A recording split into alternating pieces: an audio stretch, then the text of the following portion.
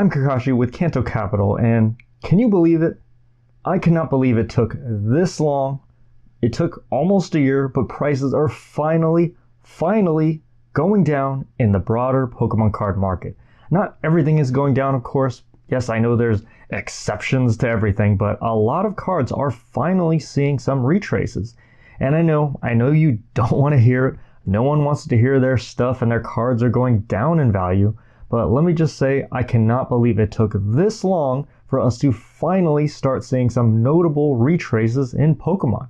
Prices could not go up forever, and you know this, and I know it's cliche, but man, these prices, especially in Modern, they just kept going up and up and up. And the few retraces that I did see this past year, they weren't really even retraces. They were mostly just prices staying flat, or if the prices actually did drop, it was so small that you would barely notice, or if the prices dropped, it was because of something like reprints. I remember making a video talking about the PSA 10 Japanese Scream Pikachu card having a small retrace from something like $900 to $700. But things like that were just a small blip on the radar compared to the overall trend, and now that card sells for well over $2,000. But other than that, and those really minimal retraces, prices were pretty much just going straight up for around a year. In my last market analysis video in March, I said that I was shifting into a defensive position to be safe.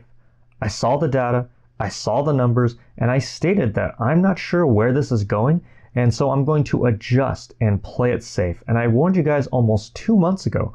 I also updated Patreon members twice in April. Shout out again to the supporters in Patreon. But I updated Patreon twice about the potential market movements that I saw brewing and the adjustments that I made and why. And luckily, that turned out to be a pretty solid move because we are finally seeing some pullbacks all around the hobby.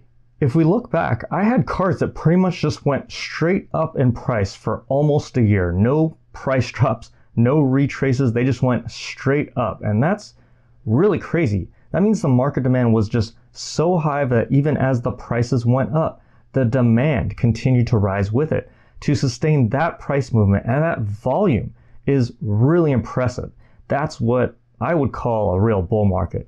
And 2020, it's going to be remembered for being a very odd year, a very special year, but at least we can look back at this Pokemon craze and say, wow, that was some crazy times, and you can tell people that you were there. We've seen all kinds of craziness. Pokemon cards just cleared out of shelves all across the country. We've seen things like scalpers camping out at stores for hours. And of course, what is a craze without some friendly amateur boxing at your local Walmart? A real craze cannot be complete unless you're throwing some hands for some Pokemon cards. This has been some very interesting times. So you may have heard that prices are finally starting to come down, and we're finally starting to see some noticeable retraces all around the hobby. And all I can say is it's about freaking time. I cannot believe how long some of these prices just kept going up.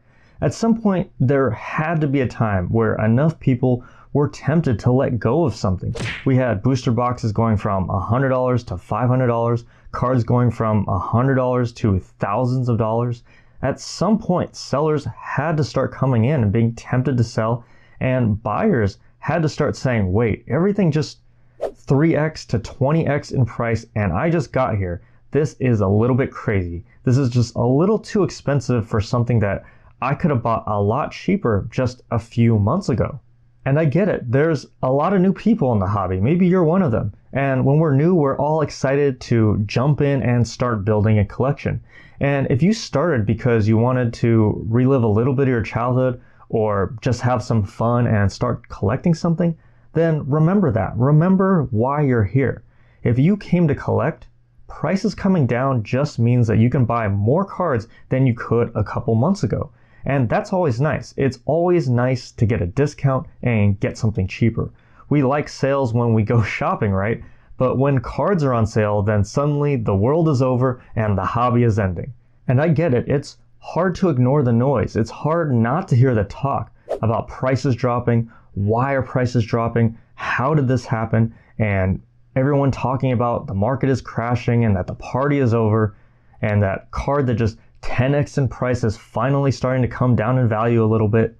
But really, when prices drop, it's natural to worry. We naturally want to find a reason and pinpoint the reason why it's happening, and people want to know whether they should be selling. And if you came here to the hobby for the money or the investment, then as long as you believe in what you buy, then prices coming down really just means that you get an even better price and bigger returns. You can buy more of something that you believe in for a cheaper price. And if you thought something was a really good purchase at $80, then you should like it even more if it drops to, let's say, $40 or $50. And if you came here for money and you don't believe in Pokemon, then I have no idea why you're putting money into something you don't believe in. And if you are here because you wanted to collect and have fun, then collect and have fun. Get the cards that you want now for even cheaper. Have fun and get more for your money. Enjoy the discounts, just like you would be happy to find something on sale if you were shopping at a regular store. But really, if you think about it, we were definitely due to see some prices come back down for a bit, or at least just calm down. We've had tremendous growth, and I'm with you. I have cards too. I have cards that were selling for, let's say, $1,000, and I think the last sale might have been around $700. I have $80 cards that are averaging $40 to $50. I'm in the same boat with you.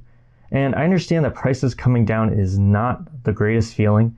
And if you're having a tough time with it, take a deep breath, take a few deep breaths, and just take a moment to enjoy what you have. Go through your collection and just appreciate it. Look at those cards that you like. Remind yourself of some of the great things that you have and that you've acquired over this time. Remember why you have them and why you got them in the first place. I'm one of those evil investors that everyone loves to hate, but you know what? I truly do like the cards that I buy. And if I like it, maybe other people like it too. And if a lot of people like it, prices in the long term, when a lot of people like a certain card, the prices, they tend to go up. And I absolutely love the Japanese Scream promo cards. They look so cool to me. The story is so amazing. Linking Pokemon to legitimate art world pieces is another level of interest in my opinion. I don't care how many of them I have. I wish I had more, and I regret not buying more. And I will probably say the same thing a year from now, looking back. They are amazing. They are stunning to look at, and I truly do like them.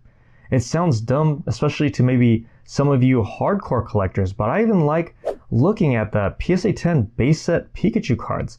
I know it's not some super secret, ultra rare, one of one autograph card with a patch of Pikachu's lightning bolt on it, but the card to me is just fun to look at. It could be worth $0, but I still think it's such a cool thing to have. I love that it's a certified mint card. I love that it's from base set. It's Pikachu. It's that old school artwork. It's the original Pikachu. It's a piece of Pokemon history, and I appreciate it just for that. And those feelings, that enjoyment, is worth the price of admission. So stay positive, enjoy the hobby, remember why you're here, like, subscribe, take a moment to check out the Patreon if you'd like more in-depth analysis and commentary. I'm KAKASHI with Kanto Capital. Have a spectacular day, and I will see you in the next video.